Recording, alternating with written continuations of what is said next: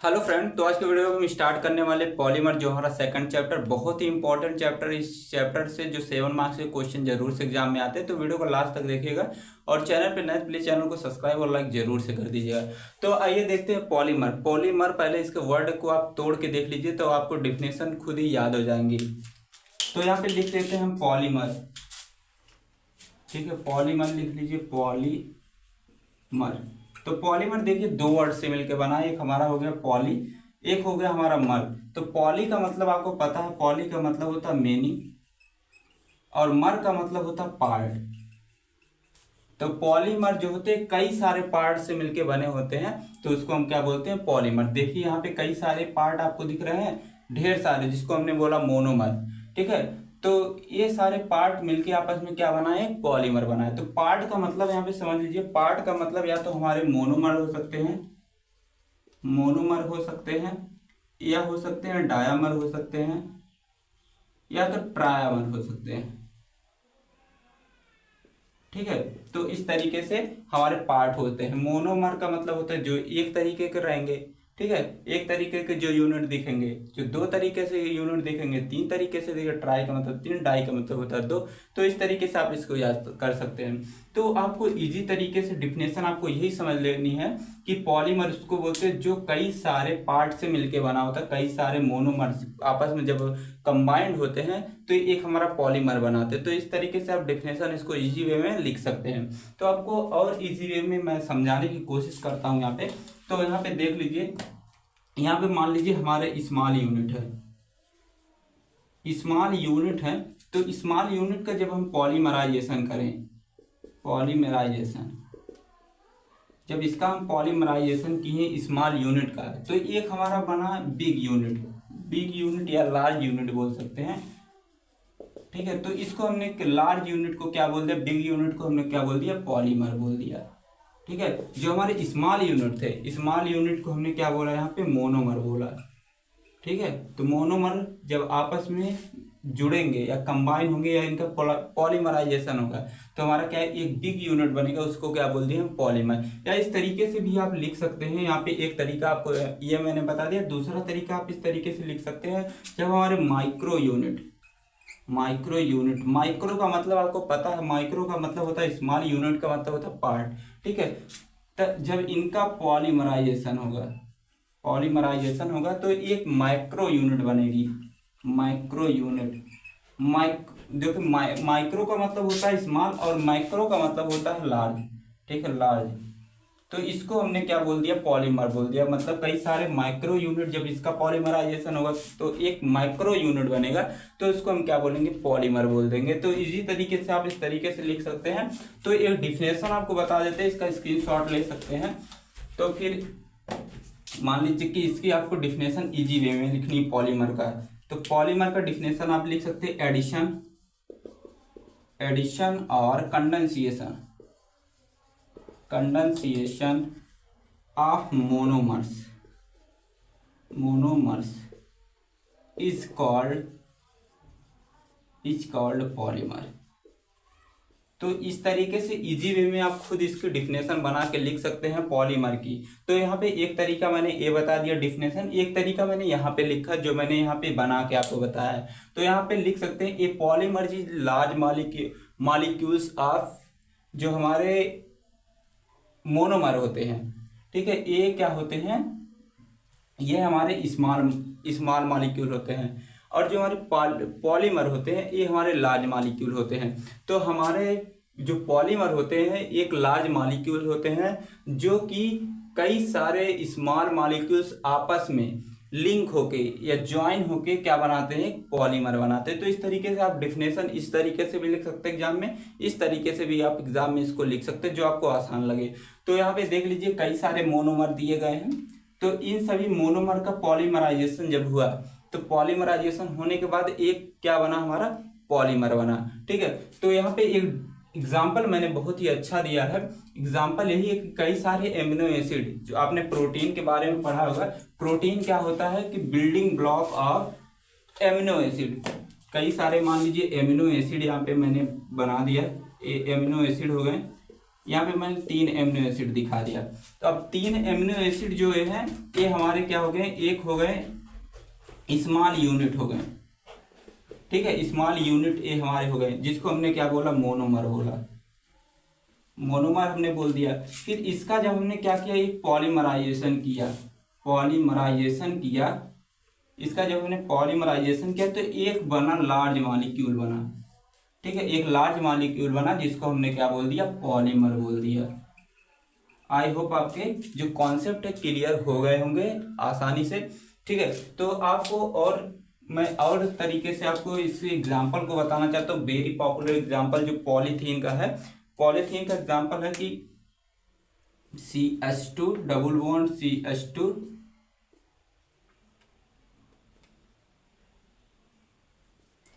तो ये हमारे क्या होते हैं, ये हमारे होते एथिलीन,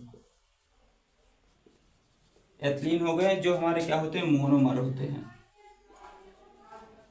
एथिलीन क्या होते हैं हमारे, एक तरीके से मोनोमर होते हैं। जब इनका हम क्या करते हैं, पॉलीमराइजेशन करते हैं, पॉलीमराइजेशन करते हैं तो हमारा क्या बनता है, पॉलीमर, जो बनेगा क्या हमारा, वो है हमारा पॉलीथीन बनेगा। पॉलीथीन कैसे बनेगा, CH2 सिंगल बॉन्ड CH2, ठीक है।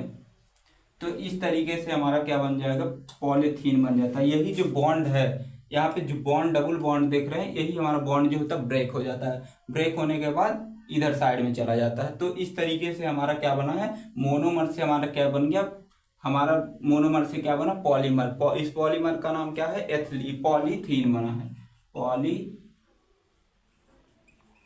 पॉलीएथिलीन बोलते हैं, ठीक है। तो इस तरीके से आप इस एग्जाम्पल को अपने नोट्स में रिप्रेजेंट कर सकते हैं। और आपको एक चीज जाननी बहुत ही जरूरी, बहुत ही इंपॉर्टेंट है, ठीक है। एक डिफिनेशन जो एग्जाम में हर साल क्वेश्चन में पूछे जाते हैं, क्वेश्चन पेपर में, एक होता है हमारा होमोपॉलीमर, एक होता है हमारा कोपॉलीमर, ठीक है।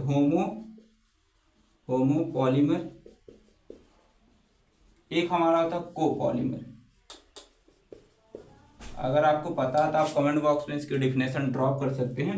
होमो का मतलब होता है 1, ठीक है, पॉलीमर आपको पता है। को का मतलब होता है 2, ठीक है। जो एक टाइप के जो मोनोमर से मिलके बनेंगे उसको क्या बोलेंगे हम, होमोपॉलीमर बोलेंगे। तो इसको डिफिनेशन आप लिख सकते हैं, formed by 1 type of monomer. बहुत ही इजी डिफिनेशन मैंने लिख दिया कि होमोपॉलीमर उसको बोलेंगे जो एक ही टाइप के मोनोमर से मिलके बनेंगे, उसको क्या बोलेंगे हम, होमोपॉलीमर बोलेंगे। कोपॉलीमर इसी की डिफिनेशन एकदम सेम है, बस जहाँ 1 लिखे वहां पे क्या लिख देंगे, 2 लिख देंगे। तो लिख देंगे 2 formed by 2 type of polymer, ठीक है, मोनोमर, सॉरी यहाँ पे मोनोमर रहेगा। जो दो टाइप के मोनोमर से मिलके बनेंगे उसको क्या बोलेंगे, कोपॉलीमर बोलेंगे। तो इस तरीके से आई होप आपको पॉलीमर के बारे में पूरा डिटेल में समझ में आ गया होगा। अगर डिटेल में आपको समझ में आ गया, प्लीज चैनल को सब्सक्राइब और लाइक जरूर से कर दीजिए। एग्जाम्पल समझ लीजिए होमोपॉलीमर और कोपॉलीमर का। तो यहाँ पे समझाते हैं होमोपॉलीमर का, यही एग्जाम्पल आपको उसमें रिप्रेजेंट करना, एग्जाम की जो कॉपी रहेगी। तो मान लीजिए ये 3 तरीके के सेम मोनोमर है, ठीक है। ये मोनोमर आप बोल सकते हैं, मोनोमर का मतलब होता है सेम, ठीक है। मोनोमर ये हमारे हैं, तीनों एक ही बिरादरी के दिख रहे हैं, ठीक है। जब इन तीनों को क्या कर देंगे हम, इसका पॉलीमराइजेशन कर देंगे, पॉलीमराइजेशन कर दिए तो एक क्या बन गया, ये हमारा क्या बन गया, पॉलीमर बन गया। ये पॉलीमर कौन सा बना, होमोपॉलीमर बोल सकते हैं, होमोपॉलीमर बन गया, ठीक है। इस तरीके से आप एग्जाम में रिप्रेजेंट कर सकते हैं। अब कोपॉलीमर की अगर बात करते हैं, कोपॉलीमर मान लीजिए एक ब्लैक वाला मोनोमर है, एक हमारा ब्लू वाला है, एक ब्लैक वाला है, एक ब्लू वाला है। तो इस तरीके से हमारे क्या हो गए, मोनोमर हो गए। 2 टाइप के मोनोमर यहाँ पे दिख रहे हैं आपको, ठीक है। जब इसका हम क्या करेंगे, पॉलीमराइजेशन करेंगे, ठीक है। पॉलीमराइजेशन इसका किए तो एक तरीके का पॉलीमर बना, जिसको हमने नाम रखा कोपॉलीमर, जिसका हमने नाम रखा कोपॉलीमर नाम रखा। तो इस तरीके से आप अपने कॉपी में रिप्रेजेंट कर सकते हैं। बात कर लेते हैं पॉलीमर के प्रॉपर्टीज के बारे में। तो पहली प्रॉपर्टी है इसकी, जो पॉलीमर होती है वह लो डेंसिटी के होते हैं, मतलब कि इसकी डेंसिटी जो होती है पॉलीमर की वह लो होती है। और जो हमारे पॉलीमर होते हैं वह क्या करते हैं, जो कोरिजन है, कोरिजन मतलब कि जैसे जंग लगना, जंग लगने को रेजिस्टेंस करते हैं, मतलब उसको बचाते हैं, उसमें जंग नहीं लगती पॉलीमर में, ठीक है। दूसरा हो गया, तीसरा हो गया कि जो पॉलीमर होते हैं वो इसमें टॉलरेंस होता है। तीसरा हो गया कि, चौथा हो गया कि यह इकोनॉमिकल होते हैं, मतलब सस्ते होते हैं। और अगला हो गया इसमें टेंसिल जो स्ट्रेंथ होती है पॉलीमर में वह बहुत ही मतलब कि ही कम होती है, बहुत ही पुअर होती है। और इसमें जो टेम्परेचर रेजिस्टेंस की जो क्षमता होती है, ठीक है, टेम्परेचर को सह नहीं पाते हैं, मतलब poor resistance, poor temperature resistance होते हैं। और अगला लास्ट वाला जो है लो मैकेनिकल प्रॉपर्टीज, इसमें जो पॉलीमर होते हैं इसमें मैकेनिकल प्रॉपर्टीज बहुत ही कम होती है। आगे बात करते हैं क्लासिफिकेशन के बारे में। तो यहाँ पे 4 तरीके से क्लासीफाई किया गया है पॉलीमर को। पहला कि classification based on the source, source के बेस पे क्लासीफाई किया गया है। दूसरा है कि classification based on structure, structure के बेस पे क्लासीफाई किया गया पॉलीमर को। और जो पॉलीमर है उसको पॉलीमराइजेशन के बेस पे उसको क्लासीफाई किया गया है और मॉलिक्यूलर फोर्स के बेसिस पे क्लासीफाई किया गया है। तो इस तरीके से 4 तरीके से जो पॉलीमर है उसको क्लासीफाई किया गया है। पूरे चारों को डिटेल में देखना, अगर 7 मार्क्स में आता है तो पूरे आपको डिटेल में लिखने रहेंगे, ठीक। तो सबसे पहले बात करेंगे हम क्लासिफिकेशन बेस्ड ऑन सोर्स पे। तो इसके जो है 3 सब क्लासिफिकेशन है। तो पहला हमारा आता है नेचुरल पॉलीमर, एक हमारा आता है सिंथेटिक, एक होता है हमारा सेमी सिंथेटिक। तो पहले देखते हैं नेचुरल पॉलीमर क्या होता है। कि नेचुरल पॉलीमर उसको बोलते हैं जो नेचर से मिलता है, जैसे कि एनिमल से हो गया, प्लांट से हो गया, इससे मिलेंगे जो भी पॉलीमर उसको क्या बोलेंगे, नेचुरल पॉलीमर। तो यहाँ पे डिफिनेशन लिखी, these are those polymer which is obtain from the nature, plant और एनिमल। तो उसको हमने क्या बोल दिया, नेचुरल पॉलीमर। तो यहाँ पे एग्जांपल लिख सकते हैं, एग्जांपल लिख दीजिए आप, सेलुलोज, सेलुलोज जो प्लांट से मिलता है, स्टार्च हो गया, ठीक है, स्टार्च हो गया, प्रोटीन हो गया, प्रोटीन हो गया, ये सब हमारे जो पॉलीमर हैं ये हमारे नेचुरल पॉलीमर है। अब बात कर लेते हैं सिंथेटिक पॉलीमर। सिंथेटिक मतलब कि होता है जो मैन मेड है, ठीक, आदमियों के द्वारा जो बनाया जाता है, ठीक है। तो ऐसे पॉलीमर जो लेबोरेटरी में बनाए जाते हैं तो उसको हम क्या बोलते हैं, सिंथेटिक पॉलीमर बोलते हैं, ठीक है। तो these are those polymer which is prepare in laboratories, ठीक है। तो एग्जांपल आप लिख सकते हैं पॉलीथीन, पॉलीइथिलीन, पॉलीइथिलीन लिख सकते हैं, पीवीसी लिख सकते हैं, पॉलीविनाइल क्लोराइड जिसको बोलते हैं, नायलॉन लिख सकते हैं। तो ये हमारे क्या हो गए, एक सिंथेटिक पॉलीमर जो कि लेबोरेटरी में बनाए जाते हैं। अब आगे देखते हैं semi synthetic polymer. Semi synthetic polymer friend उसको बोलते हैं जो हमारे नेचुरल और सिंथेटिक दोनों पॉलीमर से मिलके बनेंगे, उसको बोलेंगे सेमी सिंथेटिक। तो आप इस तरीके से भी डिफिनेशन लिख सकते हैं, these are those polymer which is mostly obtain from the natural occurring and chemically modify. पहले तो ये सबसे ज़्यादा जो सेमी सिंथेटिक है तो ये नेचर से मिलेंगे, लेकिन बाद में इसका जो केमिकल मॉडिफिकेशन करके जो पॉलीमर बनेगा उसको क्या बोलेंगे, सेमी सिंथेटिक पॉलीमर। तो यहाँ पे सेलुलोज डाई एसीटेट पॉलीमर आपको दिख रहा है यहाँ पे। तो ये हमारा जो सेलुलोज होता है ये नेचर से मिलता है, आपने नेचुरल पॉलीमर में इसका एग्जांपल देखा है, लेकिन इसका क्या करेंगे, केमिकली मॉडिफिकेशन करके क्या बना देंगे, सेलुलोज डाई एसीटेट पॉलीमर, जो कि एक हमारा क्या सेमी सिंथेटिक पॉलीमर, ठीक है। अब आगे बात करते हैं base classification base on structure, structure पे बेस पे जो पॉलीमर उसको क्लासिफाई करेंगे। तो इसमें सबसे पहला आता है हमारा जो लीनियर पॉलीमर होता है। लीनियर पॉलीमर फ्रेंड उसको बोलेंगे जब कई सारे जो मोनोमरिक यूनिट आपस में जुड़ेंगे, जुड़ने के बाद एक लीनियर स्ट्रक्चर बनाएंगे, सीधी स्ट्रक्चर बनाएंगे, तो उसको हम क्या बोलेंगे, लीनियर पॉलीमर बोलेंगे। तो यहाँ पे समझ लेते हैं कैसे। तो यहाँ पे मान लीजिए ढेर सारे जो पॉलीमरिक यूनिट आपको ये दिखाई दे रही है, ये पॉलीमरिक यूनिट आपस में क्या होंगे, जुड़ेंगे जब, तो एक स्ट्रक्चर, एक लीनियर स्ट्रक्चर ऐसे आपको देखने को मिल जाएगा कि लीनियर स्ट्रक्चर देखने को ऐसे मिलेगा तो आप उसको क्या बोलेंगे, लीनियर पॉलीमर बोलेंगे। तो लीनियर जो पॉलीमर होते हैं, इसमें जो एग्जांपल आप लिख सकते हैं लीनियर पॉलीमर का, पहला हमारा था पीवीसी, एग्जांपल में लिख सकते हैं जो आपको आसानी से याद हो जाए, पीवीसी पॉलीविनाइल क्लोराइड जिसको बोलते हैं। दूसरा आप लिख सकते हैं नायलॉन, नायलॉन, ठीक है। ये हमारा क्या है, लीनियर पॉलीमर का जो है एग्जाम्पल है, जो मैंने आपको ऐसे बना के दिखाया लीनियर पॉलीमर का। ऐसे आप नीचे आप ऐसे बना लीजिएगा, एक लीनियर स्ट्रक्चर ऐसे बना लीजिएगा, ठीक है। तो आपको एग्जामिनर जो आपको देख के खुश हो जाएगा और आसानी से आपको नंबर भी दे देगा, ठीक है। ऐसे आप इसको बना लीजिए। तरह इसमें आता है हमारा ब्रांचेस चैन पॉलीमर आता है।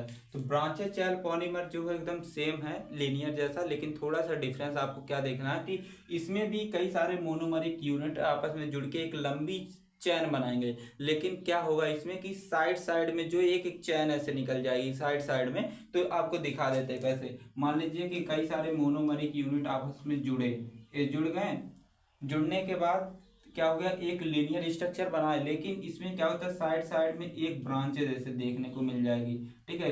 लेकिन ये डिफरेंट डिफरेंट लेंथ की रहेगी, इसकी लेंथ अलग हो सकती है और इसकी लेंथ जो है अलग हो सकती है, ठीक है। ऐसे ऐसे साइड में आपको साइड ब्रांचेस जो है साइड चैन देखने को मिल जाएगी। तो इसको हम क्या बोलेंगे, इसको बोलेंगे ब्रांचेस चैन पॉलीमर। इसमें ब्रांच जैसी आपको देखने को मिलेगी। तो इसमें इसकी अगर एग्जांपल की बात करते हैं तो इसका एग्जांपल बहुत ही बेस्ट है, ग्लाइकोजन और हमारा स्टार्च, ठीक है। इसी में हमारा जो तीसरा आता है cross linked or network polymer, ठीक है। जो क्रॉस लिंक पॉलीमर, इसको नेटवर्क पॉलीमर भी बोला जाता है। तो नेटवर्क पॉलीमर इसलिए बोला जाता है क्योंकि इसमें नेटवर्क जैसा स्ट्रक्चर आपको देखने को मिलेगा। तो ये ऐसे पॉलीमर होते हैं जिसमें कई सारे मोनोमरिक यूनिट जो होते क्रॉस लिंक होते हैं, ठीक है। मतलब कि 3 डायमेंशनल जो नेटवर्क के फॉर्म में होते हैं। तो इस तरीके से देख लीजिए कई सारे मोनोमरिक यूनिट आपको दिख रहे हैं, लेकिन इसमें क्या नेटवर्क जैसा दिख रहा है, ऐसे नेटवर्क जैसा एक दूसरे को क्या कर रहे हैं, क्रॉस कर रहे हैं, क्रॉस लिंक कर रहे हैं। तो इसको हम क्या बोलेंगे, क्रॉस लिंक्ड पॉलीमर बोलेंगे। तो यहाँ पे इसका बेस्ट एग्जाम्पल क्या है, बाइकेलाइट इसका बेस्ट एग्जाम्पल है। तो आगे बात करते हैं जो हमारा तीसरा आता है क्लासिफिकेशन बेस ऑन पॉलीमराइजेशन। तो ये जो पॉलीमर होते हैं पॉलीमराइजेशन के बेस पे क्लासिफाई किए हैं, जिसमें पहला हमारा आता है एडिशन पॉलीमर।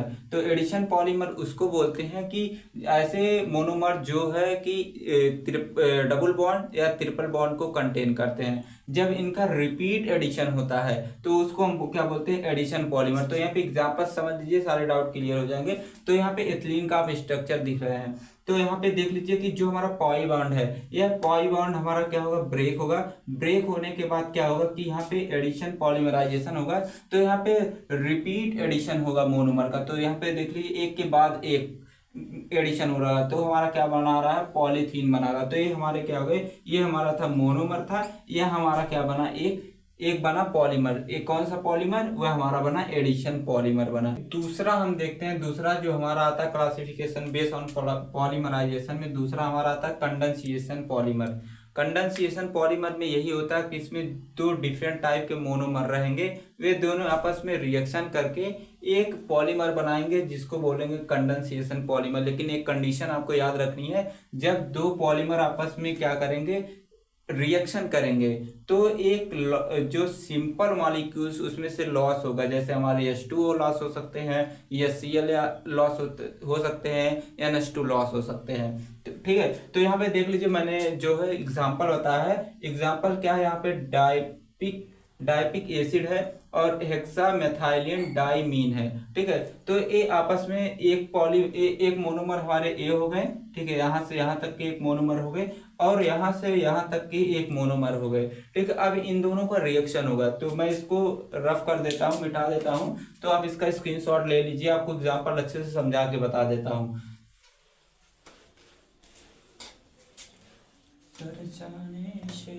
तो इसका हम क्या किए, दोनों का रिएक्शन करवा रहे हैं। तो देख लीजिए एक H2O यहाँ से निकल रहा है, यहाँ पे 2 H है, ठीक है, 2H है तो एक H यहाँ पे लिख सकते हैं, एक H हमने यहाँ पे लिख दिया, तो एक H बना है, एक H2O यहाँ से निकल गया। पहले H2O को निकाल लीजिए, एक H2O देख लीजिए कहाँ से निकल रहा है, यहाँ पे भी देख लीजिए एक H अगर हम यहाँ लिख दें तो कोई परेशानी नहीं होनी चाहिए। ठीक है, तो अब इसको और इसको भी यहाँ से कर दीजिए गायब, तो क्या बन गया, 2H2O बन गया। ठीक है, 2H2O, दो मॉलिक्यूल्स ऑफ वाटर के।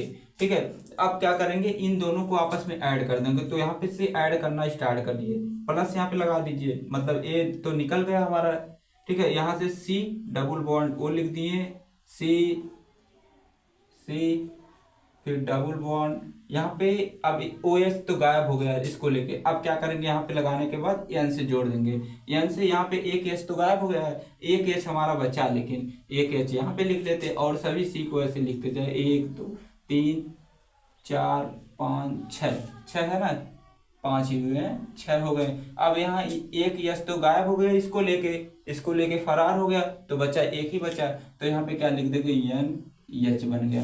तो ये हमारा क्या बन गया, एक हो गया हमारा पॉलीमर बन गया। और ये पॉलीमर जो बना है इसका नाम लिख सकते हैं नायलॉन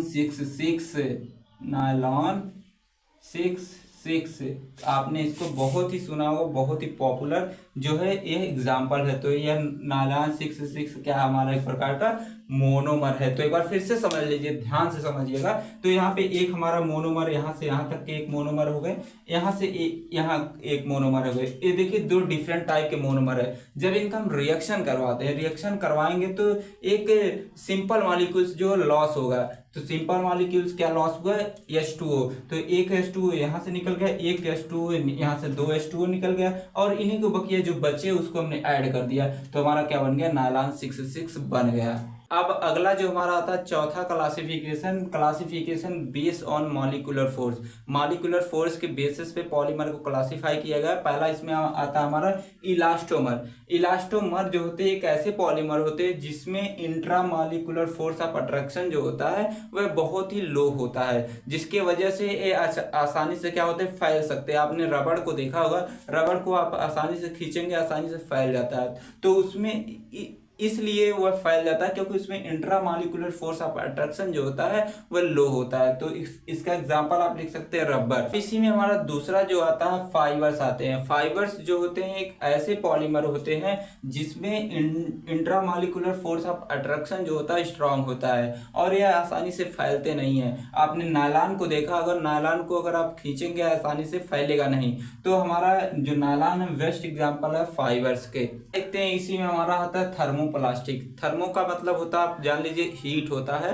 ठीक है, तो एक थर्मोप्लास्टिक जो होते हैं एक ऐसे पॉलीमर होते हैं जिसमें इंट्रामॉलिक्यूलर जो फोर्स ऑफ अट्रैक्शन होता है यह इलास्टोमर और फाइबर के बीच का होता है। जैसे एग्जांपल समझ लीजिए पीवीसी हो गया और पॉलीथीन हो गया। आपको और चीजें याद रखनी है थर्मोप्लास्टिक में, यह होता है कि अगर आप जो थर्मोप्लास्टिक होंगे अगर आप उसको हीट करेंगे, हीट करने पे वह सॉफ्ट हो जाएंगे, लेकिन आप उसे फिर वैसे रख देते हैं, ठीक है, तो फिर वह ठंडे होने के बाद फिर कड़ा हो जाएगा। ठीक है, और जो हमारे थर्मोप्लास्टिक होते हैं आप इसी आसानी से रिमोल्ड कर सकते हैं, जिस शेप में चाहे उस शेप में आप इसको बदल सकते हैं। मान लीजिए कि यह एग्जांपल से समझ लेते हैं, अगर यह हमारा आता है थर्मो प्लास्टिक में अगर ये आता है तो इसको अगर आप गर्म करेंगे तो आसानी से बहुत सॉफ्ट हो जाएगा और आसानी से आप इसको मोड़ सकते हैं, चाहे जिस शेप में आप इसको मोड़ सकते हैं। आपने अभी देखा थर्मोप्लास्टिक के बारे में, अब देखेंगे थर्मोसेटिंग प्लास्टिक होते हैं। जो थर्मोप्लास्टिक होते थे वह आसानी से सॉफ्ट हो जाते थे अगर हम उसको गर्म करते थे, लेकिन जो थर्मोसेटिंग प्लास्टिक है अगर इसको हम हीट देते हैं, गर्म करते, तो यह सॉफ्ट नहीं होंगे, तो उसको हम क्या बोलेंगे, थर्मोसेटिंग प्लास्टिक। दूसरा है कि यह रिमोल्ड नहीं किया जा सकता है। उसको क्या करें, थर्मो जो प्लास्टिक होता था उसको हम हीट करने के बाद चाहे जिस शेप में उसको रिमोल्ड कर सकते थे, लेकिन जो थर्मोसेटिंग प्लास्टिक होती है बहुत ही कड़ी प्लास्टिक होती है, इसको हम आसानी से रिमोल्ड नहीं कर सकते हैं। ठीक है, रिमोल्ड कर ही नहीं सकते हैं। और जो हमारा थर्मोसेटिंग प्लास्टिक होता है यह बहुत ही चीप होता है और इसको दोबारा यूज नहीं कर सकते हैं, लेकिन जो हमारा थर्मोप्लास्टिक था उसको आप रीयूज कर सकते थे। और इसके बेस्ट एग्जांपल की बात करते हैं तो बैकेलाइट इसका बेस्ट एग्जांपल है। तो क्लासिफिकेशन पूरा एकदम मैंने पूरे डिटेल में इसको आपको बता दिया, आपको समझ में भी आ गया होगा। आगे अब इसके एडवांटेज डिसएडवांटेज के बारे में देखेंगे और पॉलीमर की जो एप्लीकेशन है, कौन कौन से एप्लीकेशन जो हमारे एनडीडीएस में यूज होते हैं उसके बारे में देखेंगे। तो आगे देखते हैं एडवांटेज ऑफ पॉलीमर। तो पहला एडवांटेज यह है कि जो सस्टेन डिलीवरी किसी भी ड्रग के लिए, उसके लिए पॉलीमर बहुत ही मतलब अच्छे माने जाते हैं। ठीक है, आसानी से जो सस्टेन रिलीज डोजेस फॉर्म होते हैं उसके लिए यूज किया जाता है पॉलीमर। दूसरा यह है कि यह डोज फ्रीक्वेंसी, जो डोज डंपिंग होती थी उसको भी रिड्यूस करने का काम करता है। दूसरा क्या करे, तीसरा हमारे यहाँ पे जो साइड इफेक्ट है उसको भी रिड्यूस करने का काम करता है पॉलीमर।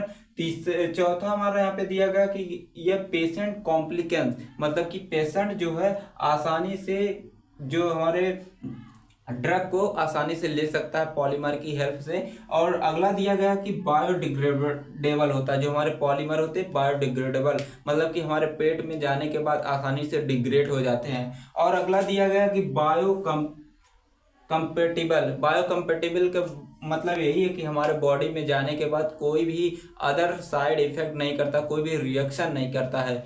ठीक है, तो आपने देख लिया एडवांटेज ऑफ पॉलीमर के बारे में। अब बात करते हैं डिसएडवांटेजेस के बारे में। तो पहला हमारा डिसएडवांटेज यही है कि जो सिंथेटिक पॉलीमर होते हैं, ठीक है, जो लेबोरेटरी में पॉलीमर बनाए जाते हैं वह बायोडिग्रेडेबल नहीं होते। तो पहला डिसएडवांटेज सबसे बड़ा यह हो गया। दूसरा डिसएडवांटेज यह हो गया कि यह टेम्परेचर रेजिस्टेंस लो होते हैं, ज़्यादा यह टेम्परेचर को सह नहीं सकते हैं। और तीसरा यह हो गया कि इसकी जो डेंसिटी होती है पॉलीमर की बहुत ही कम होती है। तो यहाँ पे मैंने 3 ही डिसएडवांटेज दिखाए हैं, आप और भी बना के अपने नोट्स में लिख सकते हैं। तो आगे बात करते हैं एप्लीकेशन ऑफ पॉलीमर के बारे में। तो सबसे पहला एप्लीकेशन यह है कि जितने भी ओरल ड्रग डिलीवरी के लिए यूज किए जाते हैं फार्मूलेशन, उसमें भी पॉलीमर का यूज किया जाता है। ट्रांसडर्मल ड्रग डिलीवरी में जितने भी जो फार्मूलेशन यूज किए जाते हैं उसमें भी पॉलीमर का यूज होता है। और ऑकुलर जो आंख में जो लगाए जाते हैं लेंसेज उनसे रहते हैं वह भी पॉलीमर के ही बने होते हैं। आगे आपको अगला एक चैप्टर ये सब मिलेगा, जो ट्रांसडर्मल का भी मिलेगा, ऑकुलर ड्रग डिलीवरी का, आगे आपको ये सब चीजें पता चल जाएंगी। और जो है जो कंट्रासेप्टिव होती हैं, ठीक है, और जो हार्मोन्स होते हैं वेरियस टाइप के, उसको डिलीवर करने के लिए भी जो पॉलीमर उसका यूज किया जाता है। तो यहाँ पे एक पॉलीमर है मेड्रॉक्सी प्रोजेस्ट्रॉन एसीटेट, ये हमारा एक पॉलीमर हो गया। इसका यूज हम क्या करते हैं, वेजाइनल कंट्रासेप्टिव जो रिंग है उसको बनाने के लिए हम इसका मतलब उसके डिलीवरी के लिए हम इसका यूज करते हैं। एप्लीकेशन है कि जो हमारे पॉलीमर होते हैं वह सॉलिड डोजेस फॉर्म में भी यूज किए जाते हैं। जैसे टेबलेट की अगर बात करते हैं, टेबलेट के लिए हम मेथाइल सेलुलोज का जो पॉलीमर होता है इसका यूज करते हैं। कैप्सूल के लिए हम नेचुरल पॉलीमर का यूज करते हैं। और जो हमारा पॉलीमर होता है अब लिक्विड डोजेस फॉर्म में भी इसका हम यूज कर सकते हैं। जैसे सस्पेंशन में हम यूज करते हैं एक्टेसिया और सेलुलोज का हम यूज करते हैं। और इमल्सन के लिए हम ट्राइगाकैंथ यूज करते हैं। तो इस वीडियो में इतना था। सेकंड चैप्टर पूरा कंप्लीट हो गया, हमारा पूरा यूनिट जो है हमारी फर्स्ट कंप्लीट हो गई है। आपको यूनिट सेकंड जो है जल्द मिलना स्टार्ट हो जाएगी। और इसकी नोट्स के लिए आप टेलीग्राम ज्वाइन कर सकते हैं, सर्च कीजिएगा टेलीग्राम पे ट्रिक फार्मेसी, वहाँ पे पूरी नोट्स आपको मिल जाएगी। सभी यूनिट की नोट्स अपलोड कर दी गई है। और मैंने वीडियो लेक्चर भी उस नोट्स की बनाई, उसको भी आप देख सकते हैं, इसको भी देख सकते हैं। जिस तरीके से आपको समझ में आया आप उसको मैनेज कर लीजिए। और जल्द ही मिलेंगे हम यूनिट सेकंड के साथ। तब तक के लिए टेक केयर, बाय बाय अपनी फैमिलीज का, और अपना भी ख्याल रखिए, अच्छे से पढ़ाई भी करते रहिए। Thanks for watching.